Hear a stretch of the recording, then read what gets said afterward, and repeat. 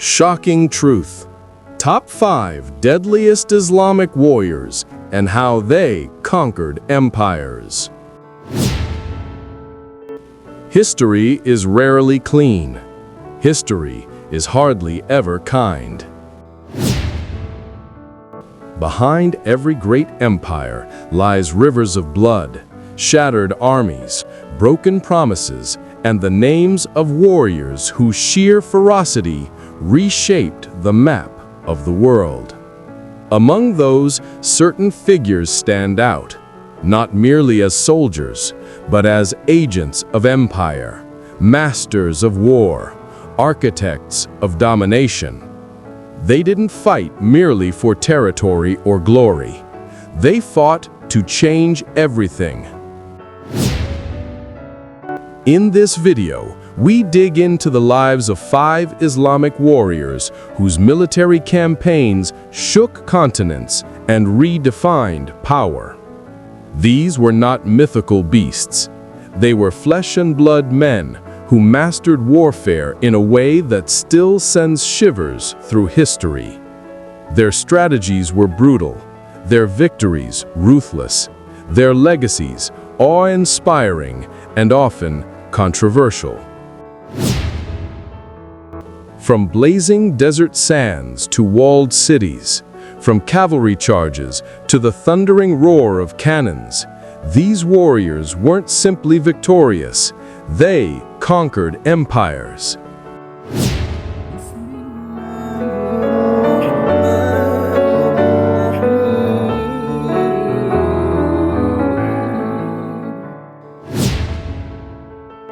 One, Khalid ibn al-Walid, lightning blade of early Islam. Early life and rise to power.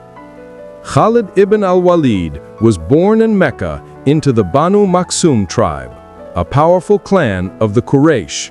Before converting to Islam, he was known among his peers for cavalry skill, horse training, and tactical acumen.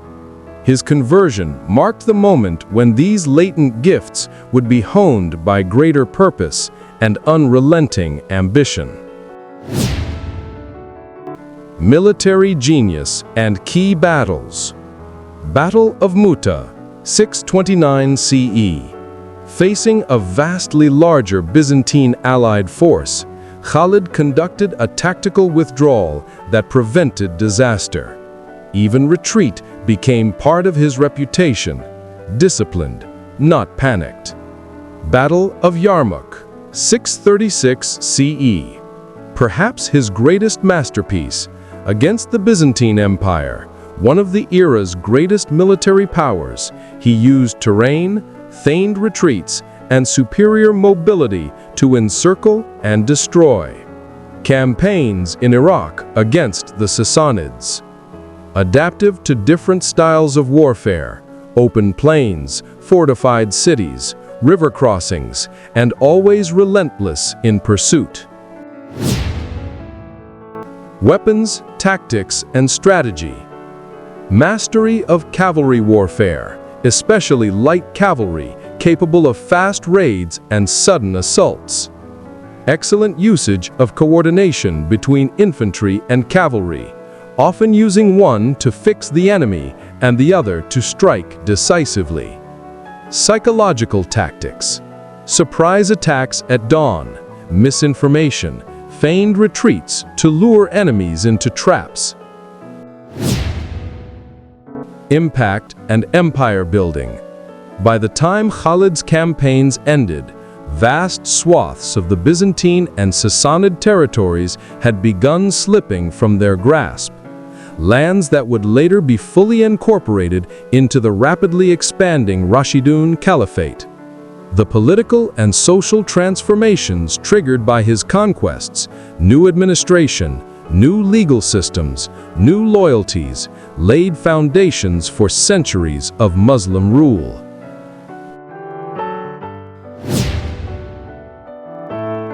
Two, Tariq ibn Ziyad, the man who launched the Islamic dawn in Iberia.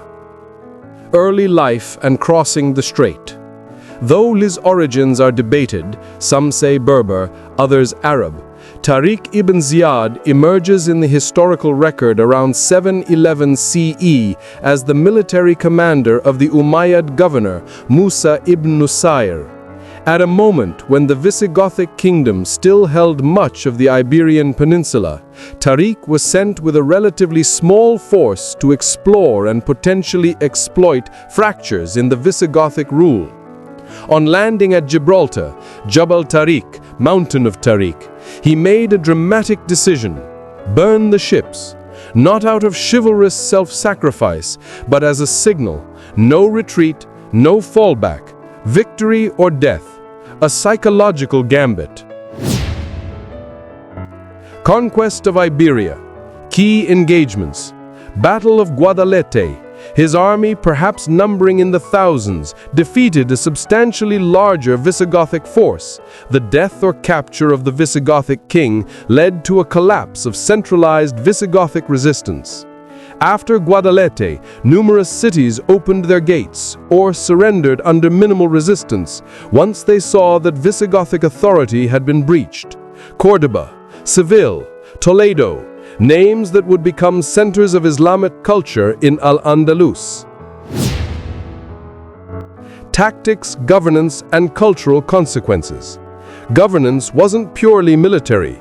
After conquest, establishing systems of tax, jizya, kharaj, local autonomy, religious freedoms for Christians and Jews under people of the book was essential for maintaining control. Use of local elites, allowing existing structures to persist under new overlords, reducing resistance. Integration of Berber troops, Arab administrators, local converts, creating a hybrid society balancing diversity and domination. Aftermath and legacy. Within a generation, Al-Andalus became a beacon of learning, architecture, culture, while remaining militarily potent. The shockwave of Tariq's victory echoed through subsequent centuries, inspiring both admiration and fear. 3. Salah ad-Din al-Ayyubi, Salahuddin al-Ayyubi, the strategist who humbled the Crusades. From Kurdish officer to Sultan of Egypt and Syria. Salah ad-Din, known in the West as Saladin, was born in 1137 CE in Tikrit, present-day Iraq, of Kurdish origin. Initially serving under his uncle, Shirkuh, a general in the Zengid army, Saladin showed early signs of brilliance, not as a swordsman, but as a planner, a visionary, and above all, a unifier. While the Crusader kingdoms splintered and schemed against one another, Saladin worked tirelessly to unite the fractured Muslim world. He knew that the key to victory wasn't just swords, but solidarity.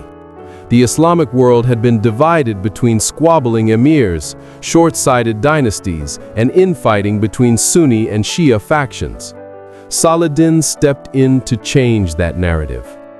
By 1174, he had become Sultan of Egypt and Syria, and the Crusaders were about to face a different kind of warlord. The fall of the Crusader dream. At the time, the Crusader kingdom of Jerusalem was a fortified, formidable state backed by Europe's military elite. Saladin knew that a direct invasion wouldn't be enough. He had to dismantle their confidence, bleed their resources, and strike only when the time was perfect. Key battle. Battle of Hattin, 1187. Saladin assembled a massive force and lured the Crusader army into a trap near the horns of Hattin. Depriving them of water under the blistering Levantine sun, he weakened their morale before surrounding them. The Crusader army, including King Guy of Lusignan and the famed Knights Templar, was crushed.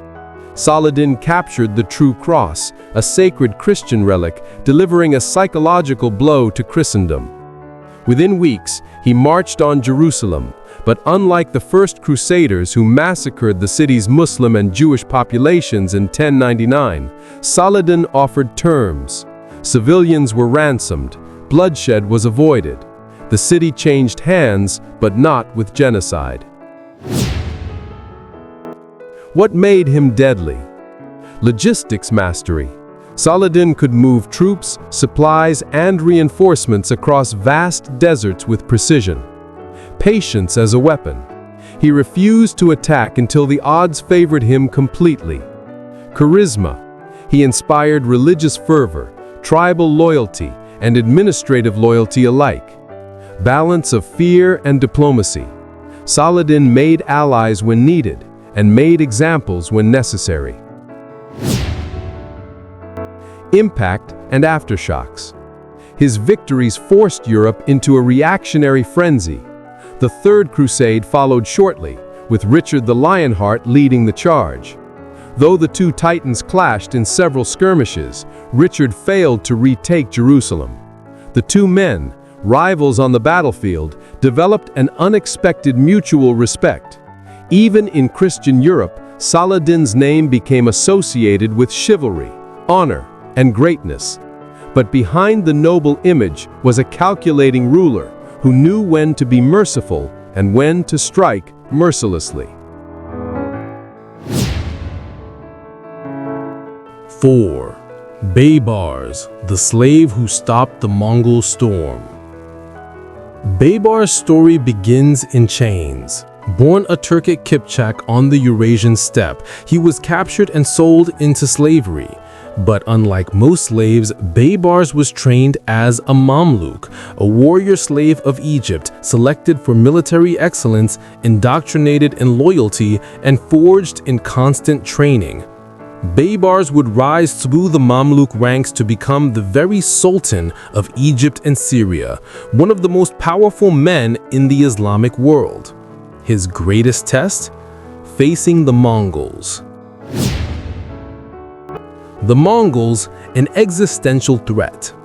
By the mid-12th century, the Mongol Empire had devastated Baghdad, erased the Abbasid Caliphate, and terrorized Eurasia with seemingly unstoppable military momentum.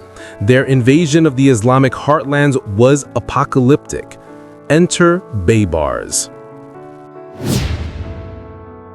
Key battle. Battle of Ain Jalut, 1260 CE.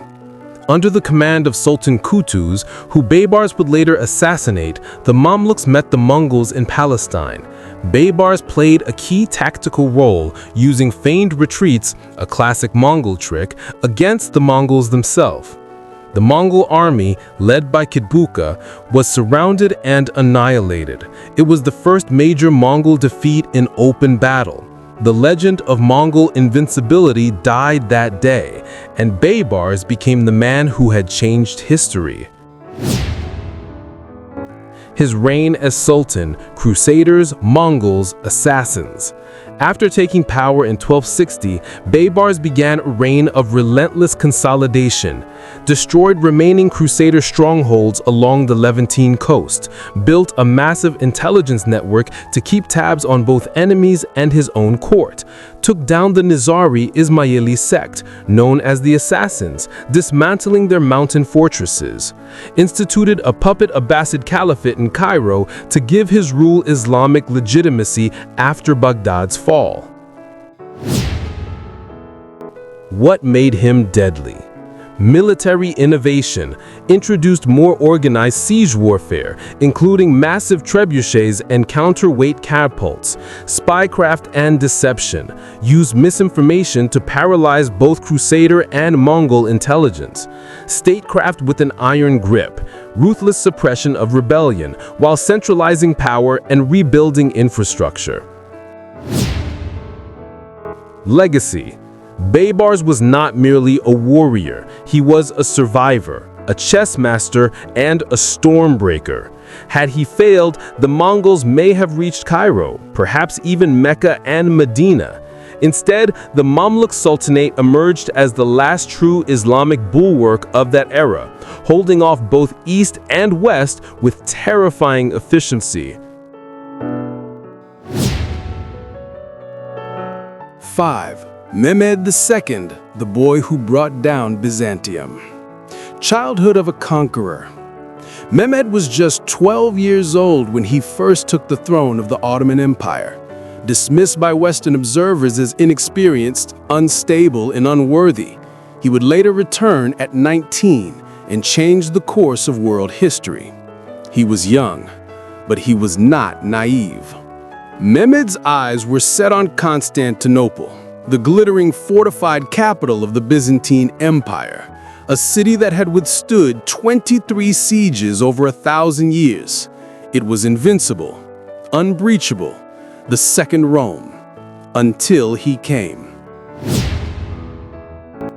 The Siege of Constantinople, 1453 CE, built the Rumeli fortress on the Bosphorus to cut off aid to the Byzantines from the Black Sea, employed massive bombard cannons designed by Hungarian engineer Orban, firing projectiles weighing over 600 kilograms, used floating bridges, night raids, tunnel warfare, and elite janissaries to maintain pressure.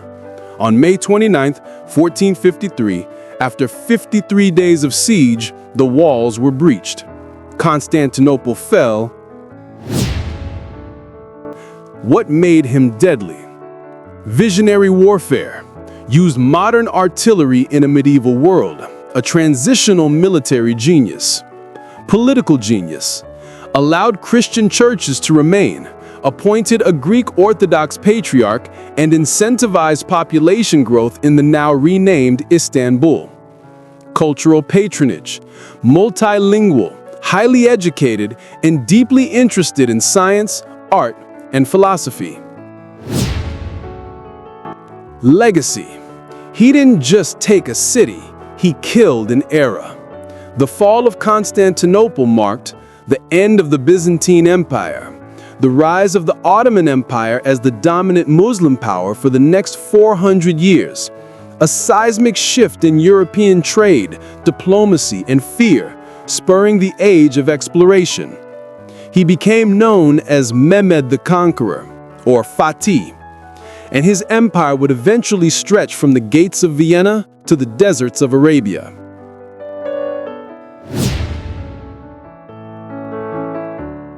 Conclusion: glory is never earned alone. Forgotten but not any less deadly, the shadows behind the legends.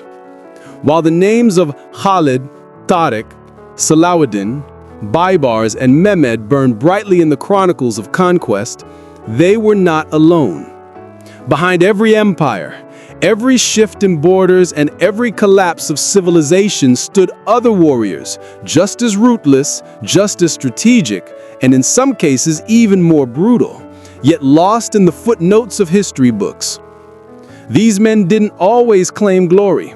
Some didn't even live long enough to enjoy their victories. But they held the line when others faltered. They made impossible decisions under unbearable pressure, and they turned back threats that could have changed the course of the Muslim world forever. Some led in the shadows. Some ruled for mere months. But when the hour was darkest, these warriors stood as the final defense of empires or the first spark of revolutions.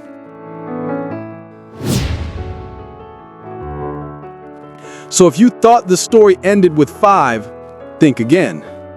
Empires don't rise by chance, and they don't endure because of symbols carved into banners or names etched into stone. They endure because of warriors. From Khalid's unbreakable battlefield instincts to Mehmed's siege-breaking brilliance, these 5 legends carved a legacy not just in territory, but in time. They shattered enemies, inspired generations, and rewrote the fate of entire civilizations. Their names became myths, their victories, monuments. But for every lion who stood in the light of history's gaze, there were others, just as fierce, just as strategic, and in some cases even more brutal, yet lost to the margins of history. The spotlight didn't reach them. The textbooks didn't remember them. But without their actions, even the greatest empires would have crumbled. In the next video, we're going to uncover the curtain on the forgotten warriors, the ghosts of Islamic military history who fought from the shadows, saved nations, and in some cases were never meant to be remembered.